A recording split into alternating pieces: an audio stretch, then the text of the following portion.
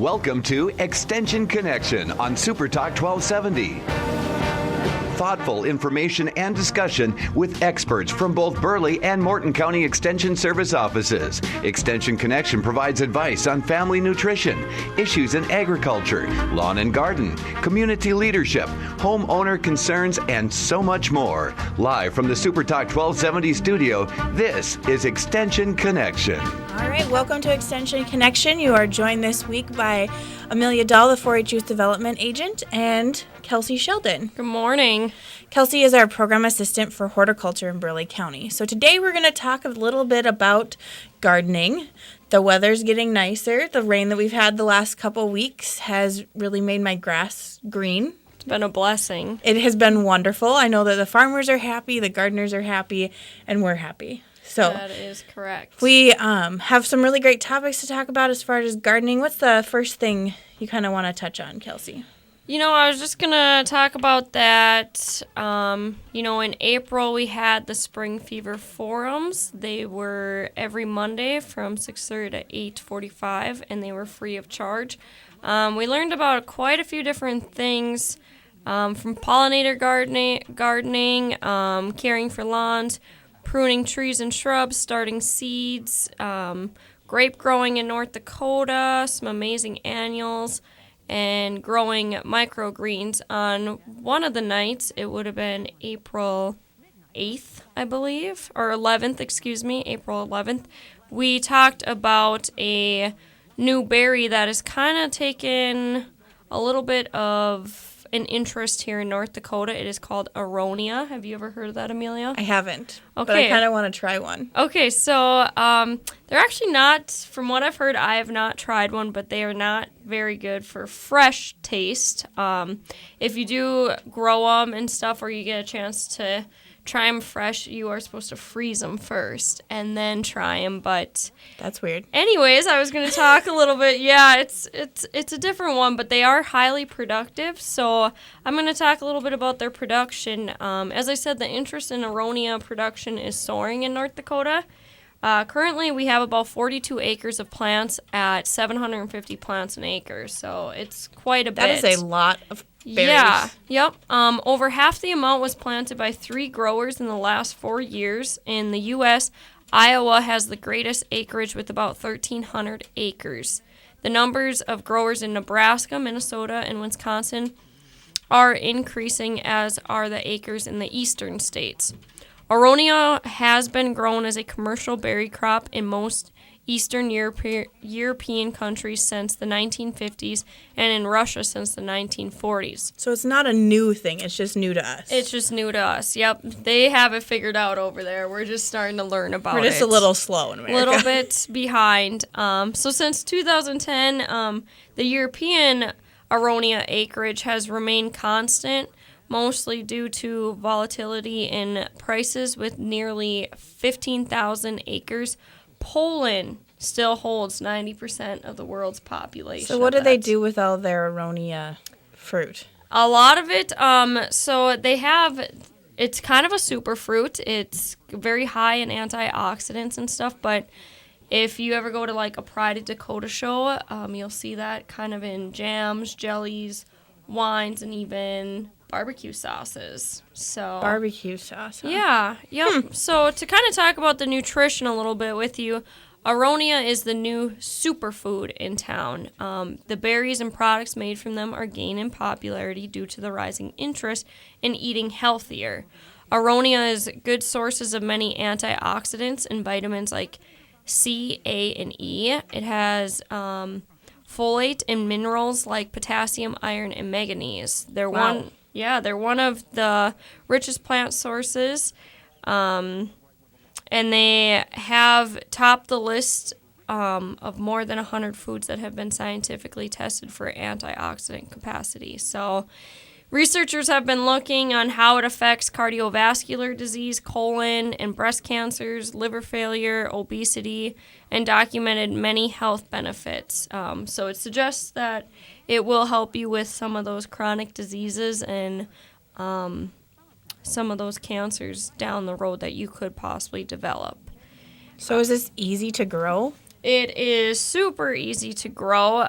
So for growing at home, you would space the plants 5 to 8 feet apart. If a plant is dormant when planting, we're going to prune that back 3 to 4 inches. If it's tall and growing, you can do this step the next spring before the buds leaf out. They should be pruned every spring before bud breakout and keep them to a manageable size to maintain your yields. As the branches age, they become less productive. So for maximum yield and plant longevity, we're going to remove those branches greater than 1 inch in diameter each year. So does this spread like your raspberries do? Is it going to be something that you're going to contain? It is. So it's kind of like I said, you need to manage it more so, but it's more of a shrub. Okay. So it's kind of similar. They compare it to kind of like June berries, I guess you would say. Okay. They are a plant that produce fruit early. By the third year of planting, your production can be 3 to 5 pounds per bush that you have. Oh my gosh. Yeah, so the production levels usually are at 15 to 20 pounds of fruit per plant by that 5th or 6th years. They have documented that in the western Iowa. And these are little berries, so that's Yes, a lot of berries yep. to get 15 pounds of berries. Yep. And one thing to know, too, when Kathy had given this talk for this Spring Fever Forum, people asked, well, do you eat the whole thing, or is it like a choke cherry? Does it have a pit in the inside? And actually, it's more comparable to like a raspberry where it has those little seeds in it, but you would just eat it. They're edible. Yep. So, So you can obviously use these to make jams and jellies. Jellies and wines. And that's kind of the big thing is from what I've heard, they're better as more of a byproduct than right away fresh. Rather than just pop them in your mouth. Just pop them in your mouth. Unless you have a particular taste, then you could probably bitter? handle it. No, they're about the size, a little bit, probably an oversized choke cherry, I would guess. Bitter. Oh, bitter. Yeah. They are very bitter. They're referred to as like a choke berry. So, yeah, they will definitely make your mouth very dry and bitter, and that's why a lot of people, you freeze them first because that'll take care of that chemical that it has inside of it to kind of get rid of it. Interesting. Yeah. If you are going to eat them raw, though, they are good to put into like smoothies, yogurts, ice cream, or oatmeal. You can also bake with the frozen berry, like a quick bread or quick muffin recipe, or even in pancakes, So where can I get a plant? You can, some of these, I think a lot of nurseries throughout this area are starting to offer them, but for any more information, I would have you contact Kathy Wiederholt. She is the fruit project manager at the Carrington Research Center.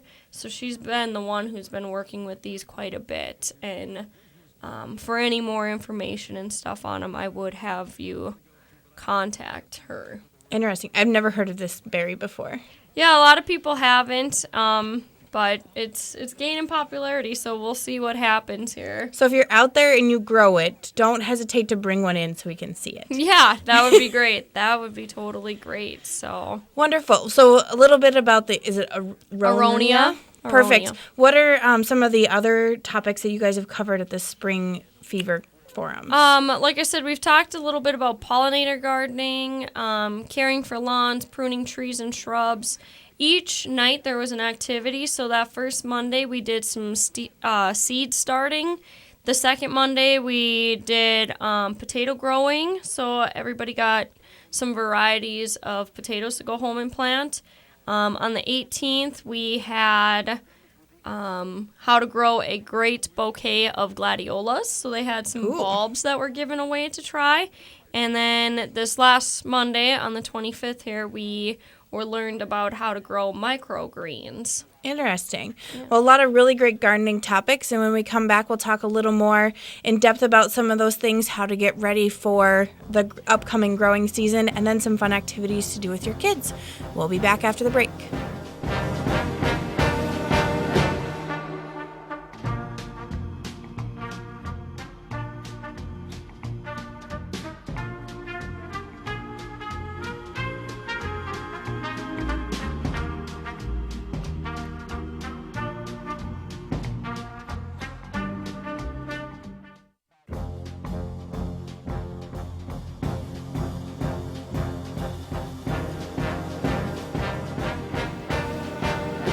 All right, welcome back to the Extension Connection. You are joined today by Amelia and Kelsey of the Burleigh County Extension Office.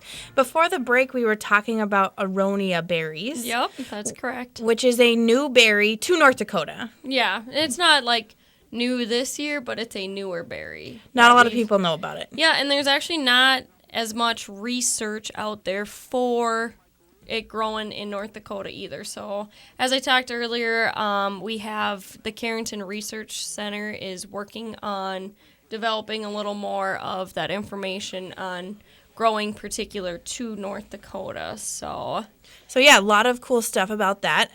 With aronia berries or anything that you're growing in the garden, one of the important things that we need, whether you like it or not, is bugs. Yep, that's correct. We just had our garden expo couple weeks ago, and we talked a little bit about insect hotels, which are kind of a cool thing. It's a fun activity to do with kids because they can do whatever they want. But there's a lot of things that you can use to make an insect hotel. And this kind of sounds scary to some people because some people aren't bugs. But yeah, bugs is this going to be for spiders? No. Or? No, some of the bugs that you're targeting to get into your garden would be bees, ladybugs, butterflies, and beetles. Those good beetles, not the bad beetles. Those are all things that kind of help pollinate our garden. Okay. Bees are a big one. One thing with bees is a lot of the bees that we see in our garden actually are garden dwellers. And I didn't know this, but they actually burrow into the dirt, or into the soil, excuse me. And so if you're disrupting that soil really early in the spring, you may actually disturb a bee, which is a good thing because it means that you have those pollinators present in your garden. But there's also bees that are known as solitary bees. So they don't like to live in hives. They prefer their own space. And so what they like is small, round tubes that they can kind of pack themselves in for the wintertime. You can do a few things to kind of encourage these bees to come. You can use a toilet paper roll. Those are a little bigger, so you might need to cut them and kind of roll them tighter. Okay. You can use a tree branch that's hollow, or you can take newspaper and kind of roll it up into a paper straw kind of thing, or you can use straws, because the thing that these bees do is they go in and then they pack themselves in with mud, and that's essentially them making their own hotel room. So are we putting like straws or paper rolls just out, or are we putting these in a container? In a container. There's a lot of different things that you can use for containers. You can use bricks. So if you have like those cylinder blocks, you can pack those in there. I've also seen them in old desk drawers. You can hang them up on your fence or on your side of your garage. And you want them to be up off the ground, and that kind of helps prevent the unwanted bugs in your garden. Like spiders. Yes. We have somebody in our office who's deathly afraid of spiders, so we want to eliminate as much of those as possible. Another bug that is really attracted to these kind of hotels is ladybugs.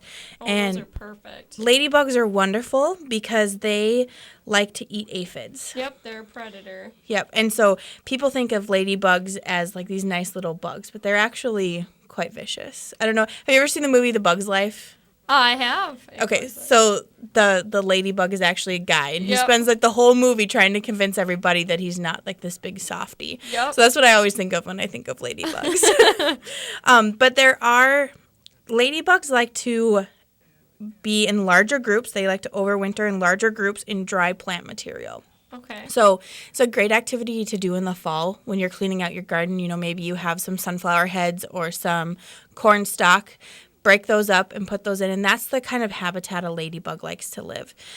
Another cool one I saw with the bees is they took kind of a birdhouse and they cut the front off of it, and they filled it with all those little tubes, and then on the roof they planted succulents on it. Oh, no, that would be very attractive in your Exactly. area. It looks pretty, and it draws in those good insects to your garden. So if we have those, though, and, like, Amelia, you have kids, do you have to worry about bees and stuff? Here's one thing about bees. A lot of times people associate they call a bee is actually a hornet. Or a wasp. Or a wasp. Yeah, those are the mean, nasty, flying around yellow and black things that we don't like. And to tell them apart from an actual bumblebee is your wasps and hornets are going to be smooth. They're going to be smooth in their, I guess, not really skin, but their hind end. Yeah, and a bumblebee, to know a true bumblebee, it's going to be fuzzy. It's going to be fuzzy in appearance. So that's one way to kind of, I guess, be able to identify them and say, is this a bee I'm dealing with or is this a wasp? Yeah, because wasps and hornets aren't necessarily good. They like to attack. Especially if they feel any type of threat coming from you. Right, and a bumblebee is much more reserved. He's just kind of there to do his business. Just leave it and let him be and be happy that you have that pollinator in your garden. Because that is a good sign. You're doing something right. Another great pollinator to have in our gardens is butterflies. And butterfly houses are actually fairly easy to make, and they look really pretty. They kind of look like a birdhouse, but instead of a big circle on the front, they actually have little slits on them. And then inside there's bark. There's a piece of bark because that's where butterflies like to lay their eggs. Okay. And so it provides that protected area for them to reproduce. And a cool thing about butterflies is they actually see in ultraviolet. And so the brighter you can make your houses, the more attractive they're going to be to those butterflies. So they see color. Yes. They do. Okay. Yep. And especially monarch butterflies, one of their favorite plants is actually milkweed. And milkweed is a noxious weed, but think about the color of that milkweed. That's the color you want to have present in your garden and your flowers to help draw in those pollinators. Kind of that silvery green gray color. Right. That's what. Yeah, I've actually had people come in and say they want to plant milkweed for butterfly gardening, but as you know, like you mentioned, it is a noxious weed on our state plant list. So and caution when you go ahead and do that. Yeah, the reason for that being on our noxious weed list is because it can disperse a lot of seeds very far. Spreads. And it spreads, and it's not a pleasant plant. It's a very thistly, yeah, not fun to deal with plant. So that's why that's on that noxious list. But NDSU has some really great publications on alternatives to for pollinator gardens besides your noxious weeds. So if you are wondering what to plant, give our office a call. Our number is 221-6865, and we'd be happy to help you. So getting back to those insect hotels, there are this is a fun activity to do with kids, and you can even do it now. Most of your insects probably won't be using them much until the fall, but it's kind of an activity you can do in preparation for gardening so that to kind of calm. I know my 4-year-old is all about like, Mom, can us plant a garden now? No, William, we cannot plant the garden. It's 34 degrees outside and it's raining. We are not planting the garden. But this is a good activity to kind of get them excited to be out in the garden, maybe get outside and have them collecting those twigs and those branches and all of that stuff. That would be great. Have you ever built one before? I haven't. Is it on the to-do list? It is on the to-do list, my mile-long to-do list, but I haven't built one. I'm planning on building one this summer, but there's a lot of really cool project ideas out on Pinterest. Okay. And that's where I kind of found some of this information about, do some research into what kind of insects you want to have in your garden, what's going to help your garden. Obviously, pollinators and those ladybugs are good. And then do some research into those habitats. And so this is a cool project for kids. If you have school-age kids who are looking for a science fair project, what better way to learn about insect habitat than to build one of your own. That would be wonderful. Yeah. So we're going to take another quick break, and when we come back, we'll talk a little more about some activities to do with your kids, and then we'll wrap up with how to take care of your lawn in an affordable way.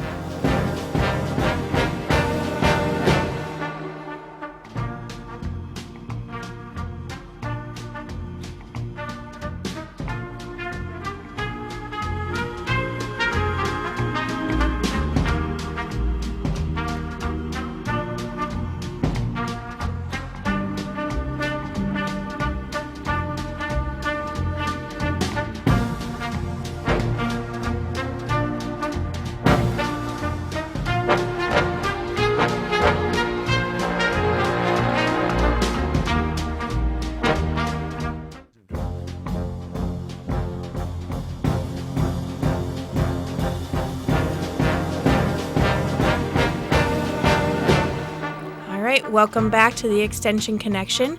This is Amelia Dahl, and I'm joined today by Kelsey Sheldon. We work in the Burleigh County Extension office, and before the break, we were talking about building insect hotels to get those good insects into your garden. Pollinators. Yes, get those pollinators into your garden.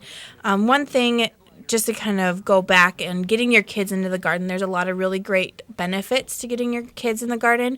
The National Gardening Association cites a lot of reasons, including environmental attitudes. If your kids are outside, their attitude of the environment and how to respect the environment increases. Building that self-confidence and those social and leadership skills. If they're gardening in a group or even just with you as a family, they're interacting with something besides a screen. And so that's a big thing. Yes, it's a huge thing. And in addition to that, we see a lot of kids who have summer learning loss because they go to school until the beginning of June, and then they don't go back to school until the end of August. And a lot of times there's not a lot of learning happening at home. And gardening is a good way to kind of keep that mind engaged, keep it learning new things to better retain all that information. Even if they're not sitting down and doing math worksheets or learning social studies, their mind is still working in such a way that it's not going to... Gardening's going to teach them on science and biology, and they're going to be developing life skills. Yep. And actually, you can do some math with gardening. Last year, my family participated in the garden trials from NDSU, and you get 2 different varieties, and you have to compare them. So which one sprouted first? Which one got taller? So you're getting out that ruler. So if you have those younger kids, that's a great, very good comparison for those kids because they can definitely see with their eyes which one's taller, which one sprouted first. That's a great science activity to do with your kids and maybe integrate some math into that. Yeah, and they'd also be learning, each of those plants and stuff have to be spaced a certain length. So they can be out there measuring and learning how to read tape measures and rulers. So there's a lot of learning that can happen in the garden, and I think a lot of people think of gardening as, you're just learning agriculture or horticulture, but it's really a well-rounded education tool. Yeah. But it's not quite time to get in the garden yet. Like I said, I tell my 4-year-old that... We're probably getting a little close, end of April here. Yep, so we're coming up on it, but not quite. This rain is wonderful for us, though. One other project that you can do with your kids now in kind of preparation for gardening is to make garden markers. And there's a lot of really fun activities to make these garden markers. What are some of those activities? One of them is to take rocks, and this one's really good for kids who are too young to read so that they can tell what's planted there. So take biggish rocks and have them paint like a tomato or a cucumber or a pumpkin on them. When they see that, they'll know what's planted in the row. Now, if you have kids that can read, you can use, I've seen spoons used before, whether it's a metal spoon that you paint on or you can flatten them out and use metal stamps on them. Oh. You can also use wood spoons. You can either paint those or wood burn them, which look really cool. Just twigs that you have in your yard. Maybe you've pruned your trees and you have some twigs and branches left. You can use those to make your garden markers. Shave off the bark on one side and write on them with a permanent marker, or again, use that wood burning tool. Another thing is with popsicle sticks or paint sticks, you can make little markers to put in your garden.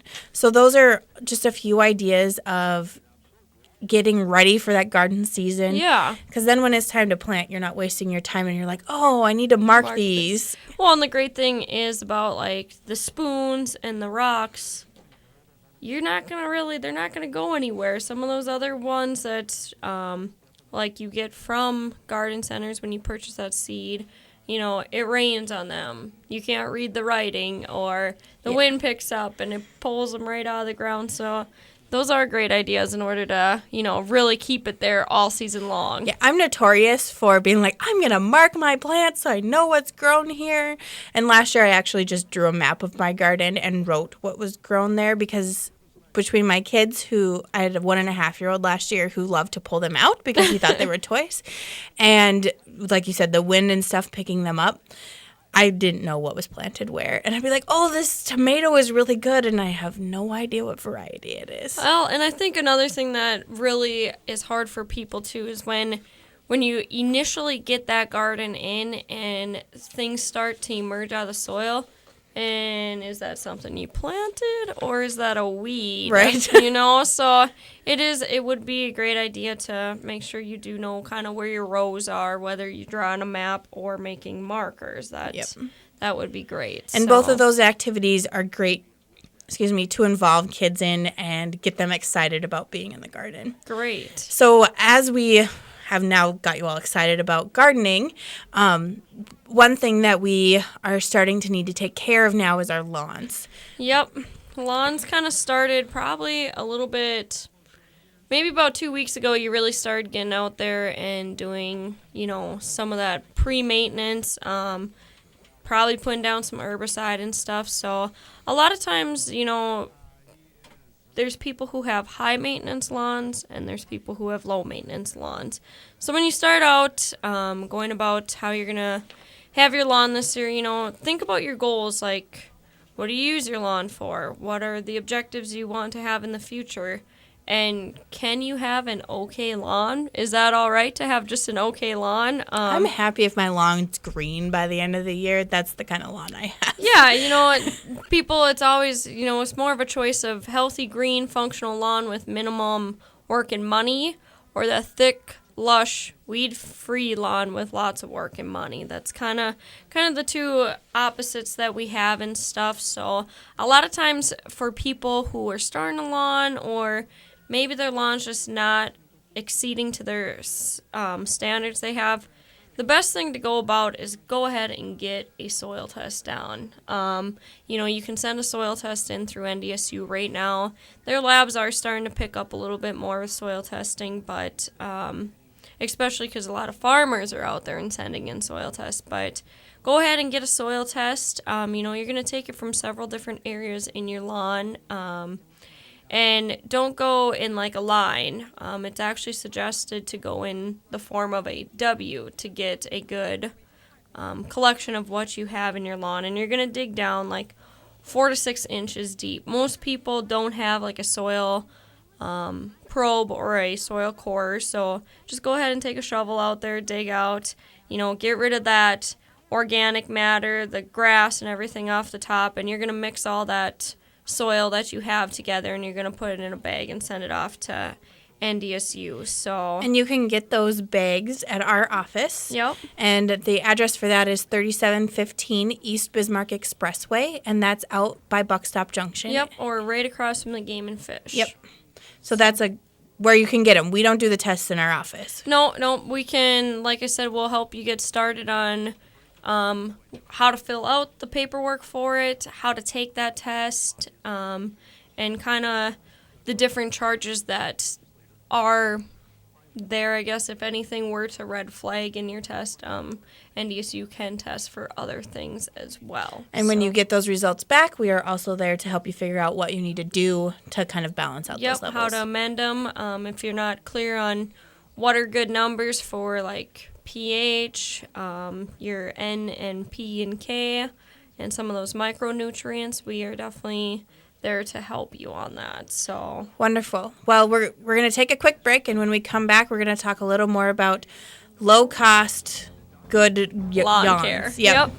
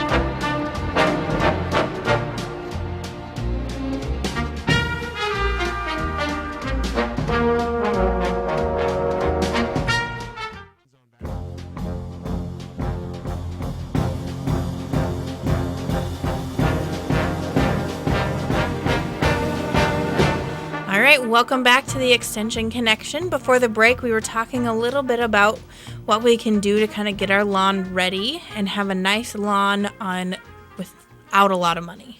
That is correct. And so we wrapped up right before we came back here on going ahead and getting a soil test done if need be. Once you do get a soil test done, whether it's in your garden or your lawn, it's recommended about every 3 years to go ahead and take a new one. So right now we're kind of getting to that time of the year where they already probably have started fertilizing and stuff. A lot of times people put down that weed and feed fertilization, and that is not really the best option to go because you ended up putting in a lot of fertilizer and stuff, and some of those weed and feed products tend to be pretty high in nitrogen, which sure, it'll boost your shoot growth and have green blades of grass, but in the long run, you're not getting that root development that you want. So people always ask, well, when should I be fertilizing? And your key times of the year, if you're going to be that low maintenance and want low cost into it, the best day to do it is Columbus Day, actually. That's in October? That's October, yes. That is the best. Or, a lot of people use that Labor Day in September? In September, yes. So if you are going to do it low maintenance and you want to do one day per year, I would choose either Labor Day or Columbus Day. But if you're going to get a little more high maintenance and you want to do twice a year, we are approaching that Memorial Day, so that would be a good time to go ahead and fertilize, and then we would do, again, that Columbus or Labor Day. And if you're really high maintenance and you want to put a lot of money into your lawn, you're going to add the 4th of July. So you would do Memorial Day, 4th of July, Labor Day, and then Columbus Day. That sounds like a lot of work. It definitely is, but some people, they live for their lawn and stuff. So when it comes to fertilizing and stuff, you have the 3 letters on your bag, the N, the P, and the K. That stands for nitrogen, phosphorus, and potassium. So some good options for that fertilizer is, look for a slow release type of fertilizer because that's going to benefit the overall growth. And your phosphorus level is going to help with that root establishment, and then the potassium is going to help with the stress tolerance.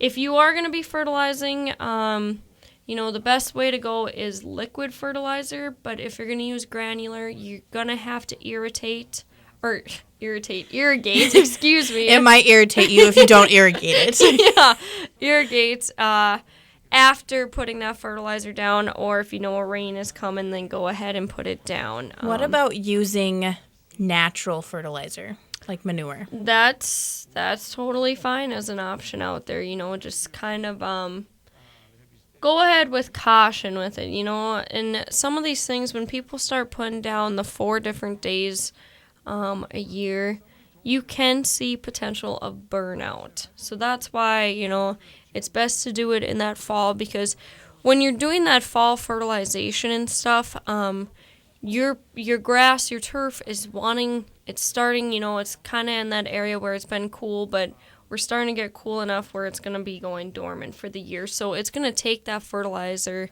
down with it to the roots, and next spring you are going to see that pop of green, lush grass.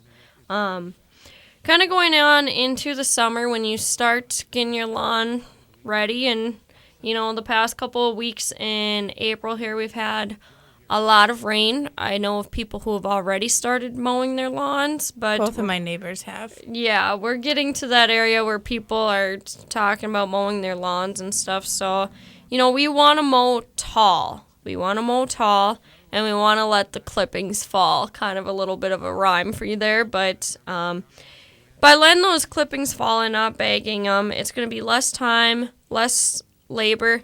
Also, it's going to save on fertilizer because those clippings going back in is equal to about the amount of 1 pound of fertilizer. Really? For nitrogen, yes. All right. Taking the bagger off my lawnmower. Yeah, yep. kind of, again, before you go ahead and mow, make sure your blade is sharpened each year. You're going to do a lot of damage if you go ahead and use a dull blade. It's going to spread disease. It's going to give you, that rough edge of a cut and stuff. And that's when you end up with the brown tips, right? Yeah, yep, you're exactly right. So, again, when we go ahead and we get into that time of the year where we need to water, let's just irrigate in the morning. And our lawns and plants in general require 1 inch of water per week or less. Be consistent with it. If you're going to give them one time watering a week, then give them that inch. Do it the same day, if possible, same time every week. It's kind of like parenting. Be consistent. Yeah, best be results. consistent. If we tend to get a drier summer and we're in a drought, then do 1/3 of an inch every 3 weeks. Again, this is the time of year when people are starting to try to pamper their lawns and stuff, and they want to go ahead and do aerating. Aerating is kind of compared to getting a good massage. Is it necessary? Depending on your soil, maybe, but most likely not really. It'll benefit your lawn, but it's not something that you need to go ahead and put the time and labor in to doing and stuff. So, again, kind of moving into some of the weeds and weed control. People have started and should be, should have been probably that mid-April area, put down some pre-emergent herbicide, especially for crabgrass. We want to get that pre-emergence down so as things start coming up, they don't have the chance to go. So our broadleaf weeds in the lawn are a little bit easier to control than grass. Broadleaf control, a lot of times, again, you're going to have a more effective kill on those weeds in the fall. Again, those weeds are going to be going dormant, so they're storing that food and energy to survive the winter and stuff, and they're not going to survive, especially if they have herbicides. So a lot of times we're going to use like a Trimec, and Trimec means 3 chemicals, and that would be your 2,4-D, Mecoprop, and Dicamba. So for those of us non-hardy people, broadleaf examples of those, like a clover, is that... Clover, yep, that's exactly right. And our dandelions? Dandelions, yep. So really your grasses are going to be strictly grasses, like crabgrass, quackgrass, foxtail. Those are going to be kind of some of your other ones. So your crabgrass and your foxtail are going to be more of annuals. And again, to get effective management, you're going to have to use a pre-emergence. And then if you're dealing with more of those perennial grasses, you need to use a post-emergence. So the best weed control, though, is to go ahead and let those clippings fall. Again, if we let our grass grow a little bit taller when mowing, we can shade some of those out. And what is defined tall? At least 2.5 to 3.5 inches. I usually tell people 2.5 to 3 inches. But so pretty much you can go the whole extra inch to 3.5. Keep that lawnmower on the highest setting. On a higher end setting, yes, definitely. Like Perfect. I said, those grasses can shade out some of those weeds or grassy weeds too. Wonderful. Well, just a little information about gardening, getting your lawn ready, gardening with kids.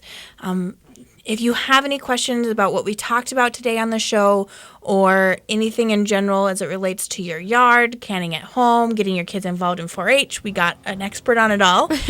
Give us a call at the Burleigh County Extension Office. And again, that number is 221-6865. Be sure to stop in and get your envelope for your soil test. And again, our address is 3715 East Bismarck Expressway, right across from Game and Fish and next door to Buckstop Junction. Have a wonderful week, everyone, and we will see you in a few weeks.